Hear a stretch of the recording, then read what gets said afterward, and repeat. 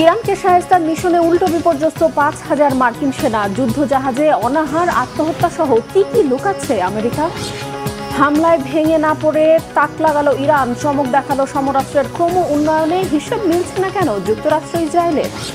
এবছরই কি ভাঙছে ন্যাটো আর ইইউ? পুতিনের নীল নকশা ফাঁস। ইরানের প্রবল প্রতিশোধ জলে স্থলে নাস্তানাবুদ করেছে, পুড়িয়ে মারছে পরাশক্তি আমেরিকাকে। মধ্যপ্রাচ্যের দেশে দেশে মার্কিন ঘাঁটিগুলোতে আর আস্ত রাখেনি তেহরানের বিরচিত প্রতিরোধের আগুন। প্রতিকূল পরিস্থিতিতে সেই আতঙ্ক আর দুর্বলতা ঢেকে পশ্চিমা দম্ভ অটুট রাখতে প্রায় জোর করেই সাগরে ভাসিয়ে রাখা হয়েছে ৫,০০০ সেনাসহ মার্কিন রণতরী ইউএসএস আব্রাহাম লিঙ্কনকে।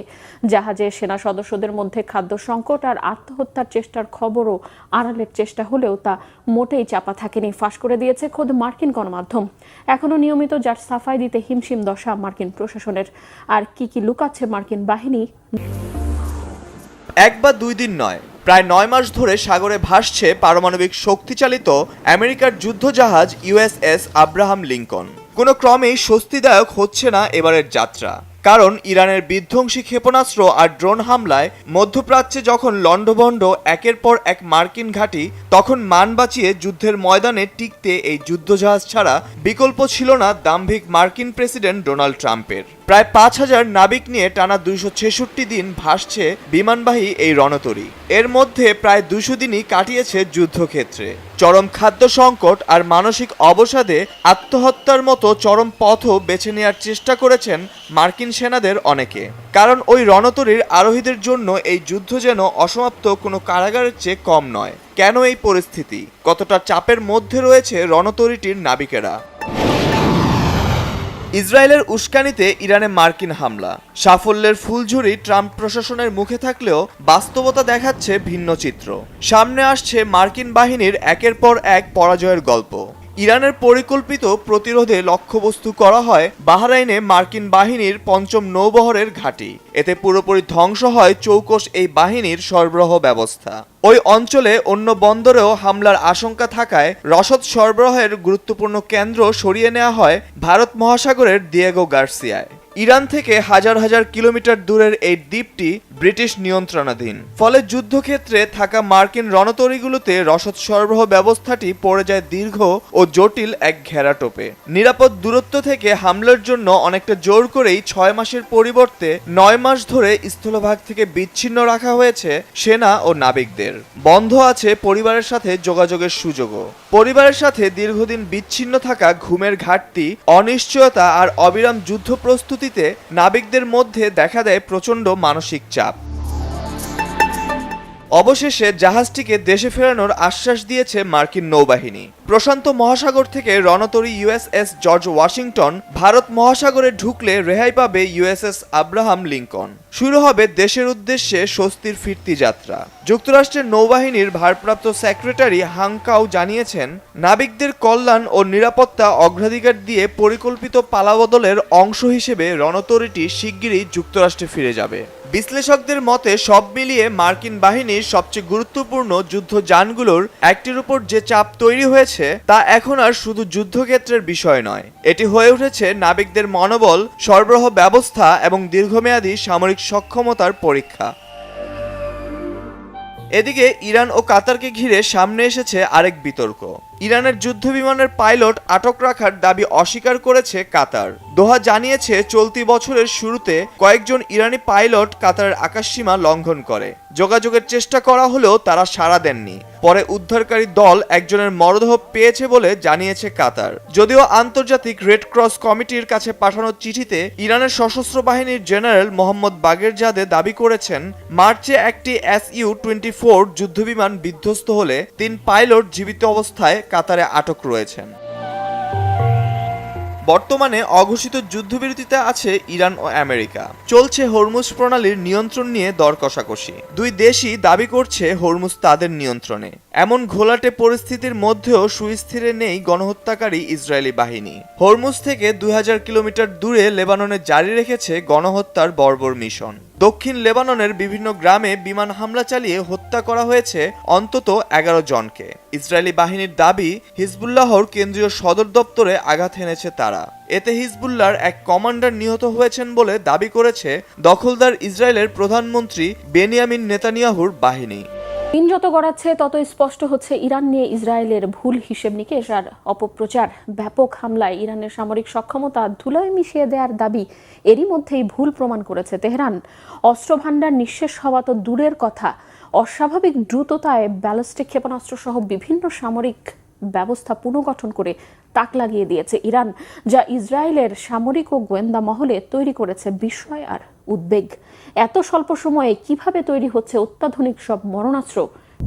ইরানের সামরিক সক্ষমতা পুনরুদ্ধারের গতিতে ব্যাপক হতবাক ও উৎকণ্ঠিত হয়ে পড়েছে ইসরায়েল। বিশেষ করে ব্যালিস্টিক ক্ষেপণাস্ত্র উৎপাদন ও অস্ত্রভাণ্ডার পুনর্গঠনে তেহরানের অপ্রত্যাশিত দ্রুততা ইসরায়েলি সামরিক ও গোয়েন্দা কর্মকর্তাদের বিস্মিত করেছে বলে দ্য জেরুজালেম পোস্টের বিশেষ এক প্রতিবেদনে জানানো হয়েছে।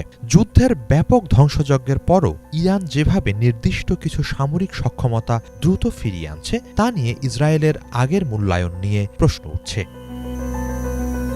প্রতিবেদন অনুযায়ী 2025 সালের জুনে যুক্তরাষ্ট্র ও ইসরায়েলের হামলার সময় ইরানের হাতে আনুমানিক 1300 ব্যালিস্টিক ক্ষেপণাস্ত্র ছিল, কিন্তু 2026 সালের ফেব্রুয়ারিতে নতুন করে যুদ্ধ শুরুর আগেই সেই সংখ্যা প্রায় 2500-তে পৌঁছায়। অর্থাৎ ব্যাপক হামলার পরও ইরান প্রত্যাশার চেয়ে দ্রুত ক্ষেপণাস্ত্র সক্ষমতা পুনর্গঠন করতে পেরেছে। এটি অবশ্য প্রথমবার নয়। 2024 সালের অক্টোবরে ইরানের গুরুত্বপূর্ণ ক্ষেপণাস্ত্র ও সামরিক শিল্প স্থাপনায় হামলার পর ইসরায়েল দাবি করেছিল তেহরানের ক্ষেপণাস্ত্র উৎপাদন অন্তত 1 বছর পিছিয়ে দেওয়া হয়েছে, কিন্তু কয়েক মাসের মধ্যেই ইরান আবার উচ্চগতির ব্যালিস্টিক ক্ষেপণাস্ত্র উৎপাদনের সক্ষমতা ফিরিয়ে আনে। এরপর 2025 সালের জুনে আরও বড় হামলা চালিয়ে ইসরায়েল দাবি করে এবারে তেহরানের উৎপাদন ব্যবস্থা কয়েক বছরের জন্য অচল করে দেয়া হয়েছে, কিন্তু সাম্প্রতিক মূল্যায়ন বলছে সেই হিসাবও সঠিক নয়। জেরুজালেম পোস্টের তথ্য অনুযায়ী ইরান এখন ক্ষেপণাস্ত্র সহ নির্দিষ্ট কিছু অস্ত্র ব্যবস্থা দ্রুত পুনর্গঠনে তুলনামূলকভাবে সৃজনশীল পদ্ধতি ব্যবহার করছে। এমনকি ধ্বংস না হওয়া ভূগর্ভস্থ ক্ষেপণাস্ত্র স্থাপনাগুলোতে দ্রুত প্রবেশাধিকার ফিরিয়ে আনতেও ইরান ভারী যন্ত্রপাতি ব্যবহার করছে বলে আগের প্রতিবেদনে উঠে এসেছে। ফলে যুদ্ধের সময় যে অবকাঠামোকে অকার্যকর মনে করা হয়েছিল তার কিছু অংশ তুলনামূলক কম সময়েই আবার কাজে লাগানো সম্ভব হয়েছে।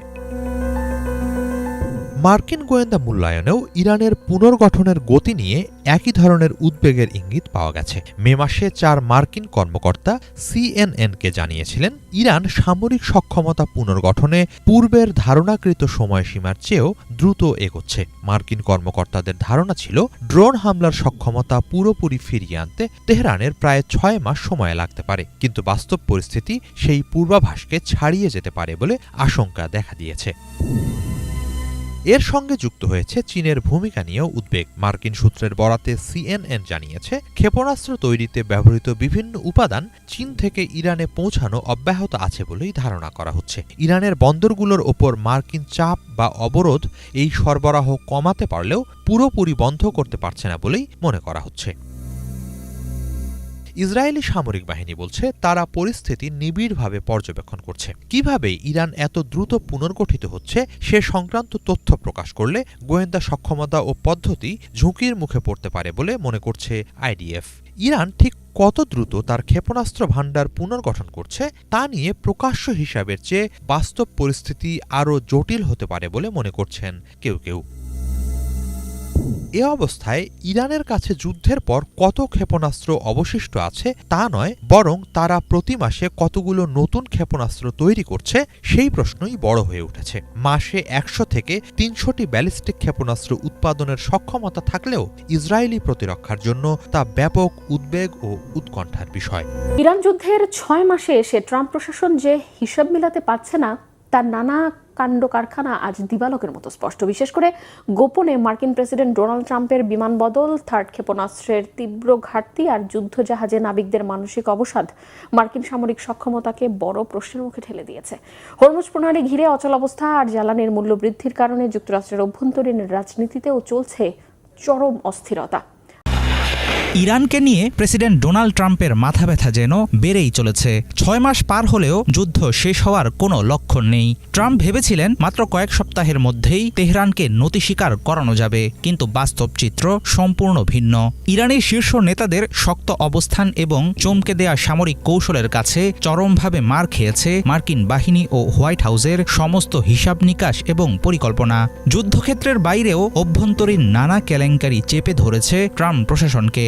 সম্প্রতি তুরস্কে ইরানি ক্ষেপণাস্ত্রের ভয়ে ট্রাম্পকে গোপনে বিমান বদল করতে হয়েছে, আর এটি ছিল মার্কিন সামরিক শক্তির সম্মানে মারাত্মক আঘাত। চলমান যুদ্ধে নতুন সংকট হিসেবে দেখা দিয়েছে মার্কিন সেনাদলের অস্ত্র ও ক্ষেপণাস্ত্রের ভয়ানক ঘাটতি। যুক্তরাষ্ট্রের গুরুত্বপূর্ণ আকাশ প্রতিরক্ষা ব্যবস্থা থার্ডের প্রায় ৮০% ক্ষেপণাস্ত্রই ইতিমধ্যে শেষ হয়ে গেছে। মার্কিন সামরিক কমান্ডারদের সতর্কতার পরেও অপরিকল্পিতভাবে দীর্ঘ সময় ধরে যুদ্ধ চালিয়ে যাওয়ায় আরও ঘনীভূত হয়েছে এই সংকট। এর জেরে ঝুঁকির মুখে পড়েছে মার্কিন সামরিক বাহিনীর সক্ষমতা। অন্যদিকে পারস্য উপসাগরে দীর্ঘ ২৫০ দিনেরও বেশি সময় ধরে টানা মোতায়েন থাকা যুদ্ধজাহাজ ইউএসএস আব্রাহাম লিঙ্কনের নাবিকদের মধ্যে ছড়িয়ে পড়েছে তীব্র মানসিক অবসাদ, যার ফলে একাধিক সদস্যের সমুদ্রের পানিতে লাফিয়ে পড়ার খবরও সামনে এসেছে। বর্তমানে ওয়াশিংটন ও তেহরানের মধ্যকার বাকযুদ্ধ নতুন মাত্রা নিয়েছে। মার্কিন প্রেসিডেন্ট ডোনাল্ড ট্রাম্প হরমুজ প্রণালীকে যুক্তরাষ্ট্রের ভূখণ্ড হিসেবে ঘোষণা করার হুমকি দিয়েছেন, আর ইরান এই দাবি সরাসরি প্রত্যাখ্যান করে সাফ জানিয়ে দিয়েছে রাজনৈতিক ভাষণ বা টুইট করে হরমুজ প্রণালীর নিয়ন্ত্রণ নেওয়া অসম্ভব এবং যুদ্ধ বন্ধ না হওয়া পর্যন্ত এই গুরুত্বপূর্ণ নৌপথ তাদের নিয়ন্ত্রণেই থাকবে।